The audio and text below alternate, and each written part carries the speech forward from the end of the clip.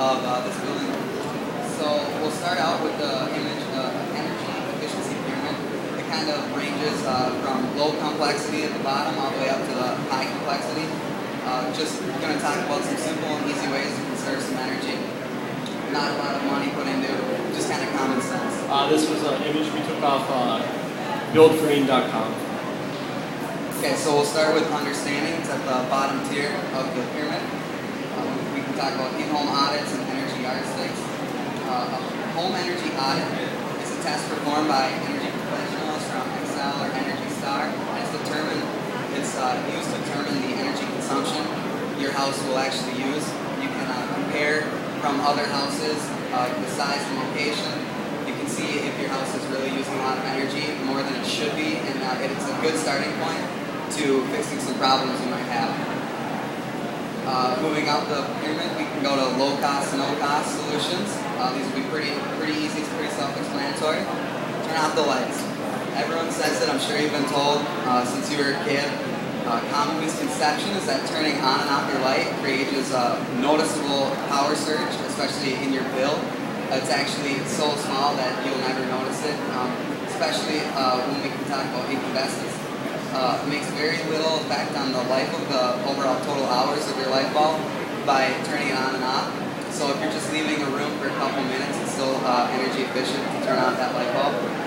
CFLs, however, should be used in places where it's going to be on for more than 15 minutes, because when you start turning those on and off in small periods of time, that will noticeably affect the lifetime of your battery, or of your light bulb.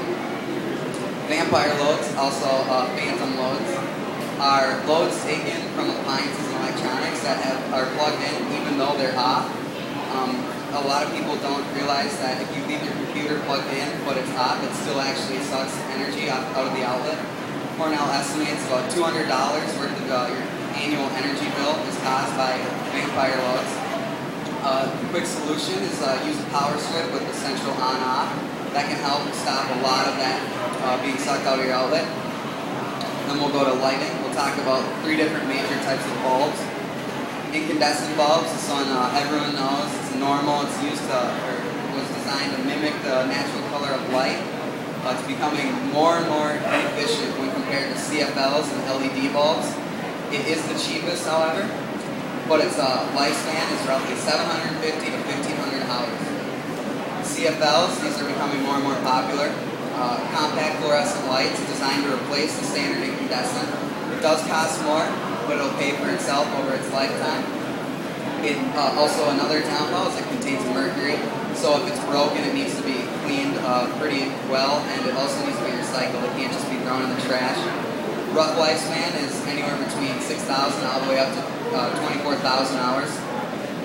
And then LEDs, light emitting diodes, I'm sure everyone's heard of these, commonly used in electronics, the cockpit of a plane or a jet, any sort of indicator lights. Those are all LEDs, but they're being more and more used for actual lighting. Can last up to 100 times more than incandescent and 10 times longer than CFLs, but they are the most expensive. So each has its own drawback and its own good qualities. Some fun facts. The Department of Energy says CFLs can save up to 75% of energy used by an incandescent bulb. And another one, if every American replaced just one light bulb in their house that's an Energy Star rating, we would save enough energy to light 3 million homes per year, save about $600 million in annual costs, prevent 9 billion pounds of greenhouse gas, which is equivalent to about 800,000 pots. That's one fixture with one light bulb in everyone's house in America. John? So now we're going to hop over to air sealing. We'll start with the joke of the day. What do houses and aquariums have in common? Leaks are bad. If you look at an older home, you'll see the big leaks, and that's all your heat and the heat's running and up to quite a bit. The test they start to do is the blower door. You'll see they actually have a blower door over on this building right next to us. What it does is it'll pressurize the building, and then you can get a reading on how airtight your building is. What they can also do is depressurize the building, and then the energy auditor will take you around, and you can feel where the leaks are coming out of your house. And then you can go by patching the leaks. You can use spray foams and caulking to patch up the leaks. And then you can also, especially with new technology, you want to focus on taping any of the openings you might have. Spots that you want to pay special attention to are the ceiling to wall to floor connections, anywhere you got like a window or a door, and also if you have like conduit or any piping going through your air barrier, you want to make sure that's a solid, tight connection. So I'm going to jump in here really quick for installation types. I'm just going to talk about three, two of which we used in the passive house. There's many, many more. We'll start with the polystyrene beadboard. Rough R value of 3.5 an inch, and R value is a way to measure insulation, an insulation value. Readily available, you can buy it, it's pretty common everywhere, it's easy installation. We use this on the exterior of our passive house. Closed cell spray foam, this is not in the passive house. R value of 5 to 6.8. Airtight insulation, it's moisture tolerant. One thing about insulation is it can get really bad if moisture gets into it. It is expensive, however. Blown cellulose, we did use this in the passive house. R value of about 3.5. It's low cost, it's high recycled content. It can be not very airtight. There's two different types, dense pack and loose pack. It also absorbs water, so it's nice for this to breathe if it does get water. And then John? Sir, what is passive house? It's an energy standard that's it's originated in Germany. It calls for drastic reduction in energy and use. And there's a couple principles that allows it to get these low energy costs. Brief little history. The idea of passive house originated in 1988 between Professors Owen Adamson and Professor Wolfgang Weiss. Passive House Institute was then founded in 1996. Where is it now? There's about 25,000 certified passive houses in Europe, ranging from small residential to apartments to supermarkets. In the U.S., it's around 3,000. The two notable ones that we've visited in the region are the Beetle House in Bemidji, and then the passive house are the ones in Hudson, Wisconsin. The one on the top is the Beetle House, and the one on the bottom is the passive house in the woods. Passive house requirements. These are in order to get certified. You need an airtight building of less than 0.6 air changes per hour and 50 pascals. Annual heat requirements are, as you see, is less than 4.7 kBtu square feet per year, and then a low energy of 38.1 kBtu. Also, considerations that you need with the passive house. Your windows need to be a low use. They allow maximum amount of heat transfer through. So you can get a lot of solar gains. The ventilation system needs to be above 75% efficiency. And then you need to do a thermal bridge reconstruction. On the picture on the left, you can see where all the thermal bridges in the house, and that's where you're losing all your heat. And then the picture on the right, you can see how it's a thermal bridge reconstruction. So now, how does our passive house match up with this the efficient period? If you want to start doing like redesign, windows and these bigger name items, that's not where you want to start. You want to start at the bottom and work your way up, because if you still have a leaky house, you can put nice windows in there, but it won't excessively change energy use. With our passive house on low cost and no cost strategies, focus mostly on conservation. With passive house, you want to reduce, you don't want to use as much energy. So you want to keep it with those energy and heat requirements. They allow us to keep those low energies. The lighting that we've chosen to use in the building are LEDs. An examples of this can be found in the staircase, underneath the loft structure. And also, as the sun starts going down, we do LED tracks inside the window assemblies. The air sealing, you can see it. We tried to display this as much as we can, where you take all the seams of the sheeting. You can see where we taped between the wall and the floor, and also the extensive taping around the windows. We chose OSB as our area barrier because it's very slash resistant. Every time you decide to put like a family picture up, you puncture the air, you puncture the wall, you're reducing the efficiency of your air barrier. Insulation that we chose was a Larson truss system with dense impact cellulose.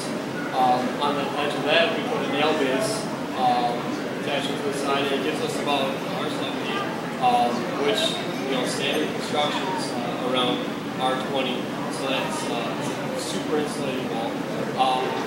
If you were here for the earlier presentations, we also looked at seat panels, TGI slugs, and then solid wood construction. With the ventilation, this is the heart and the lungs of the building. It allows us to contain all the heat that we use in the house. It's an ERV system, and essentially how it works is that as the air is leaving the building, it's heating the air coming into it. And we have about a 93% efficiency on that machine. And it consistently runs. It's not like the furnace will turn on and on. They show that since all the air runs through this system, passive houses have a very clean air condition. And the owners almost don't even have to dust the house. Windows, we use a triple pane argon with a low UL value. And this allows us to get the maximum of heat gains from the winter.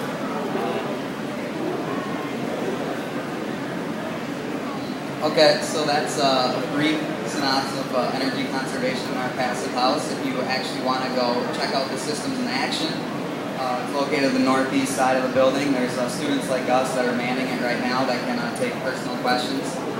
You can go look at it, ask things. And so that's going to wrap our presentation.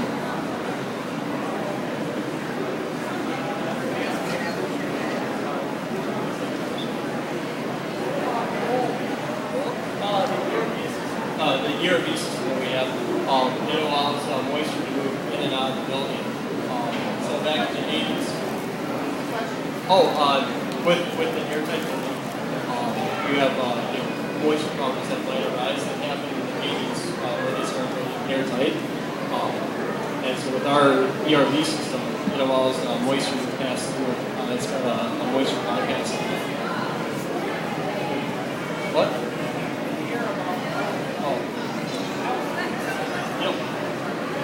The ERV system that we show ventilation, it does have it allows the humidity to pass through.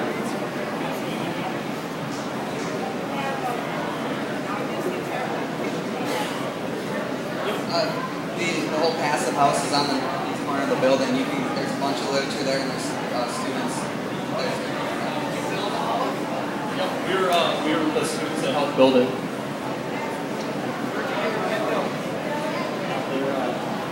Windows were donated by Energate. They're German windows, distributed by H Windows in the Midwest. But they're originally German-made windows. So, how do you actually heat it? The building's heated by the smoke gates, but the southern exposure. So the sun does a majority of the heating. The people inside of it that house interacts, or that adds to it. During like a cold winter, if it's cloudy, we do have in our plans like a infrared heating vent that'll take on the extra pressure. But it's a majority of the solar passive, and then also the internal heats. So if you're cooking, that factors into it. If you're running around inside of it, and if you have like friends or little kids running around, that also needs to. Is there a thermostat? Where was that? It's all the ventilation system. So can you set a temperature? Yep. Well, the massive passive house, the comfort setting of temperature is about 68 degrees year round. That's what they show. You didn't really say what's the actual. You said there you're going to put in the heating system. How are you going to generate that heat? It's Coils in the foundation, 2 loops. It's just electric heating, radiant floor heating, and that would be used in like almost in emergencies. 80% of the heat that we're getting from the sun. So if the sun if it's really cloudy, like 3 weeks in cold weather, that would be turned on. So it's not like we don't have heat. We have heat if we need it. It just should be relatively used locally.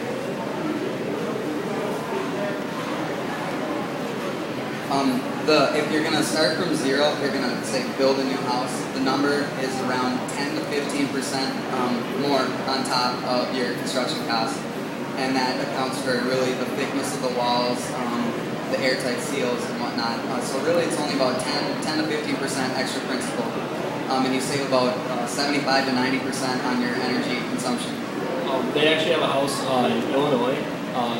In Urbania, and they have done this where it was 15% overhead, but that's the thing is that you're going for a simple form and a very efficient design. You're not going to have crazy additions attached to it. It's just going to be a well-built house.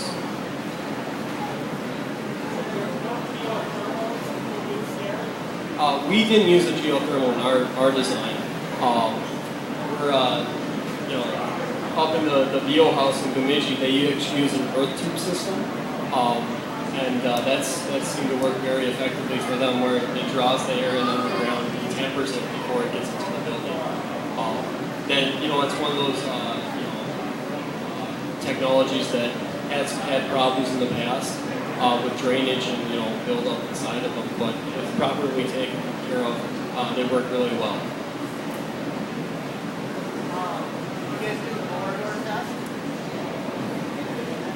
No, we couldn't, because we don't have a roof. The roof isn't complete on that.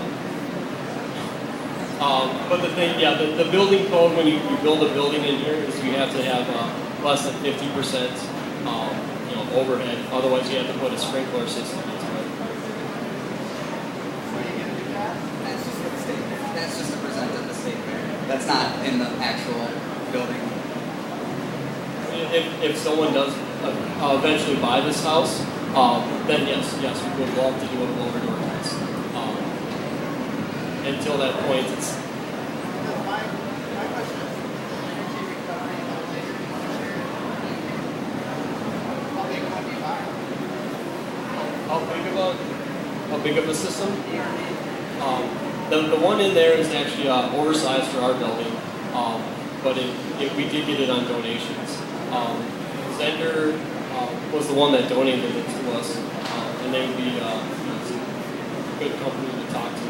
How much beer?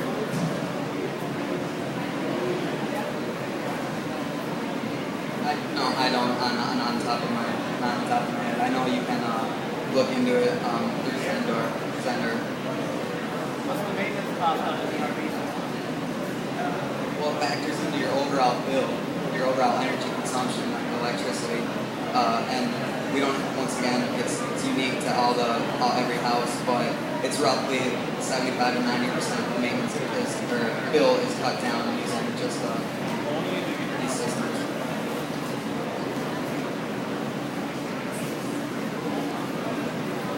Once again, if you guys have any more questions, if you feel like we didn't fulfill any, or if you just find any more, you can go there. There's another batch of students over there that are manning it right now, and enjoy.